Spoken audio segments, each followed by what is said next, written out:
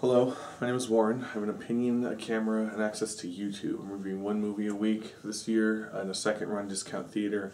I pay no more than $2 to see it, and I basically just want to give my personal opinion as whether or not I feel the movie is worth just seeing in general, whether you spend money on it, whether you borrow it from somebody, whether you're interested in it, whether you're on the fence, any reason you would want to see a movie or not want to see the movie. I would like to kind of be the bridge to convince you one way or the other, just as far as whether or not as a piece of media, as a piece of film, should it be appreciated or what. And this week I saw Gangster Squad, a very highly anticipated kind of holiday season movie with a lot of good talent in it, a lot of, you can just tell it's just a really big budget, big, production kind of movie, and I mean, it works. It's a good movie. It's an entertaining movie.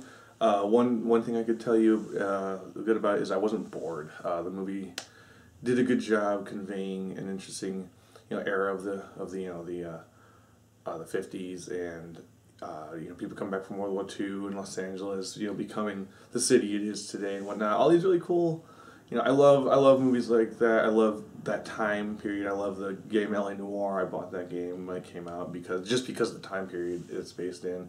It's just an entertaining time for me, back when men were men and women were dames and whatnot, and it was just it's a good set piece movie. I can tell you right now, if you like that era, you're gonna like this movie. It's good.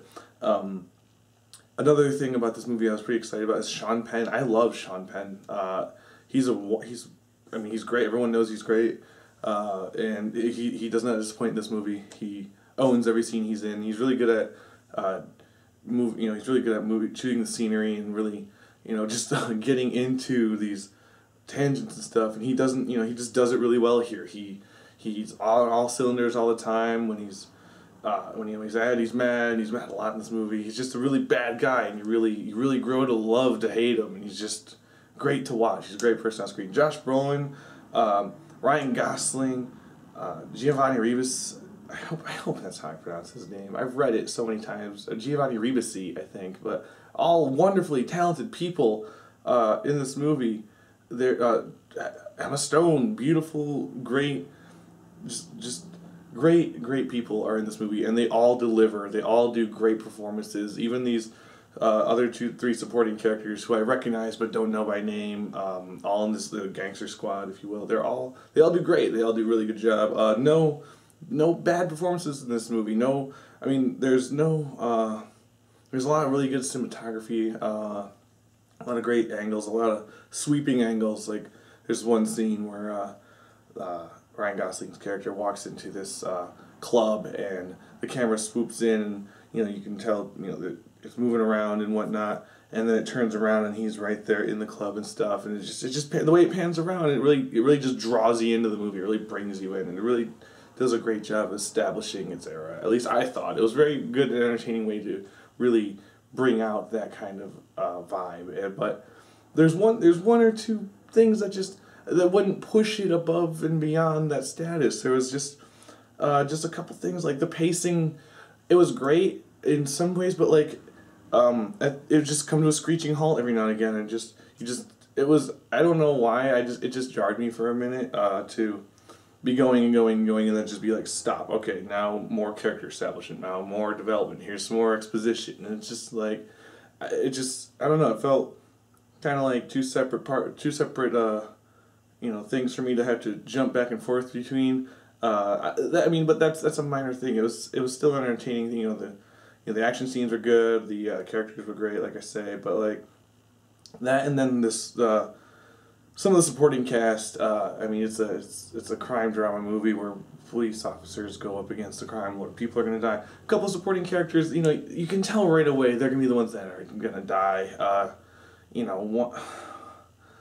don't want to give away too much about who it is, but basically, if you've seen the kind of movie before, you know what's gonna happen. You're like, oh, it's okay, oh, and that guy too, okay, that's it. It's pretty much how I saw it, and that's pretty much how it plays out. And the whole movie just kind of touches base on every kind of drama, crime movie cliche there is, but it does it. I never like to compare it to other movies like that. I like to think there's a certain kind of template that people like to use, and this one uses the template of you know, guy, you know, the Josh Brolin's character, he's a World War II vet. He comes home and he becomes a cop. His wife's got a kid on the way, so you know he's got his life on the line, his wife on the line, and his unborn son on the line. Ryan Gosling is a, you know, he used to be top of his game. Now he's an alcoholic, and he's hitting on the, you know, he's got the lady who's with, he's got Emma Stone who's with Sean Penn, and you know he's got her to lose, and he's got everything to lose, and it's just like that. Everyone's got something to lose, and you know, it's just the way.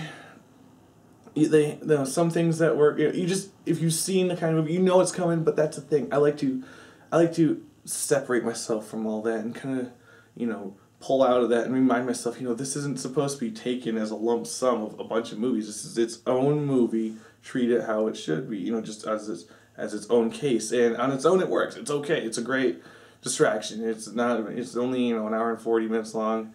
And, you know, it works out for what it was. It seemed a lot longer than it was, though, in my opinion. That's just because of the jarring pacing every once in a while. It would just kind of... I just didn't know which scene was the climactic scene. And lucky for me, the climactic scene was actually pretty climactic. It was nice.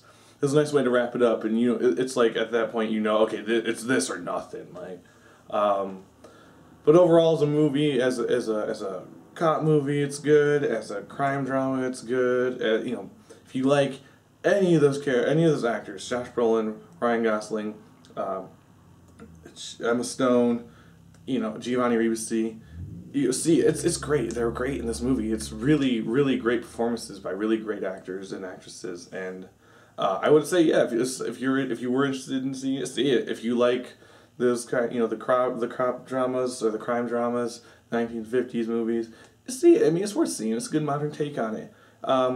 If violent movies aren't your thing, if action movies aren't your thing, yeah, it's all right. You're not gonna miss much. It's pretty much by the numbers, but it has its own entity, its own identity, and it works out for what it is. So I mean, see it if you want to.